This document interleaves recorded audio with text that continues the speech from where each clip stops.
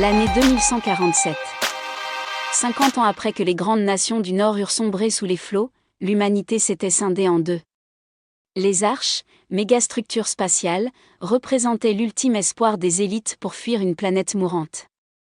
Mais cette fuite dans l'espace, souvent perçue comme une solution, reflétait une dépendance relationnelle dénoncée par le Club de Rome, une humanité refusant de se confronter à ses propres limites.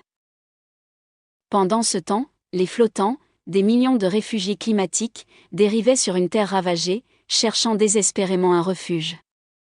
L'Afrique subsaharienne, relativement préservée par les bouleversements climatiques, était devenue un sanctuaire fragile. Mais même ce sanctuaire était menacé par la pression démographique et les tensions entre autochtones et réfugiés.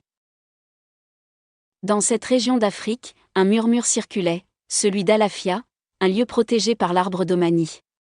Plus qu'une légende, cet arbre semblait incarner une philosophie alternative. Ses racines, purifiant la terre et stabilisant les écosystèmes, reflétaient les principes des limites planétaires décrits par Johann Rockström. Mais son pouvoir n'était accessible qu'à ceux prêts à respecter ses lois. L'arbre d'Omani offrait une lueur d'espoir, non pas par la conquête ou l'exploitation, mais par un retour à l'équilibre. Ife, une écologue passionnée, travaillait pour l'Institut Ubuntu, cherchant à préserver les derniers écosystèmes fonctionnels de la Terre.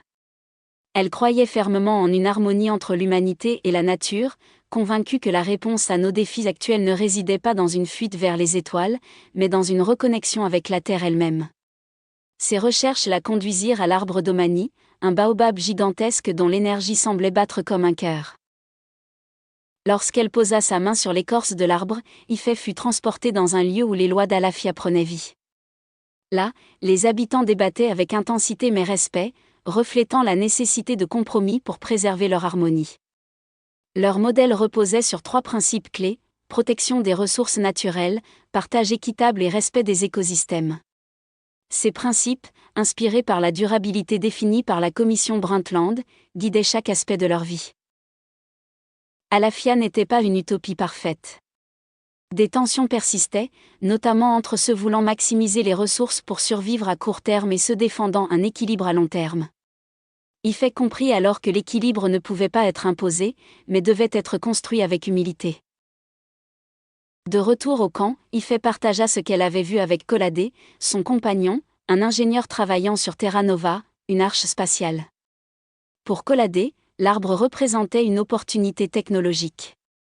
Inspiré par une vision utilitariste dénoncée par Godelier et Merveille, il voyait en Alafia un modèle à exploiter pour sauver les arches et l'élite qui y résidait.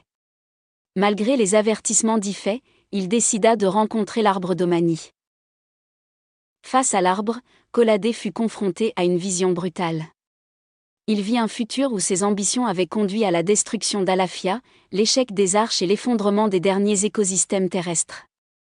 Cette vision, miroir de ses intentions, reflétait les avertissements des limites planétaires: dépasser ces seuils ne pouvait mener qu'à la catastrophe.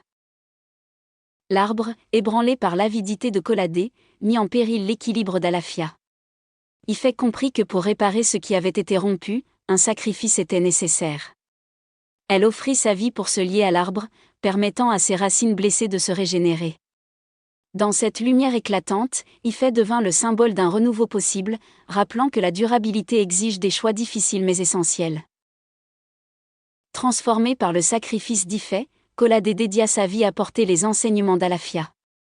Inspiré par la durabilité de la commission Brundtland et les limites planétaires, il développa des systèmes agricoles régénératifs et des infrastructures basées sur le partage équitable. Ce mouvement, nommé les semeurs, devint une réponse concrète aux crises de la Terre et aux ambitions démesurées des arches. L'arbre d'Omani demeure un phare, un rappel silencieux mais puissant que l'avenir de l'humanité repose sur des choix plus courageux que ceux de la domination ou de la fuite. L'histoire d'Ife et de Kolade n'est pas seulement celle d'un monde en quête de survie. C'est une réflexion sur ce que nous, ici et maintenant, pouvons faire. L'exploitation sans fin des ressources, l'évasion vers des rêves d'expansion, ou le simple refus de changer nous mène inévitablement à l'échec. La véritable durabilité, c'est un engagement, répondre aux besoins d'aujourd'hui tout en protégeant les générations de demain. Et peut-être qu'un jour, lorsque nous cesserons de regarder vers les étoiles pour des réponses, nous nous tournerons enfin vers nos racines, où le véritable espoir a toujours existé.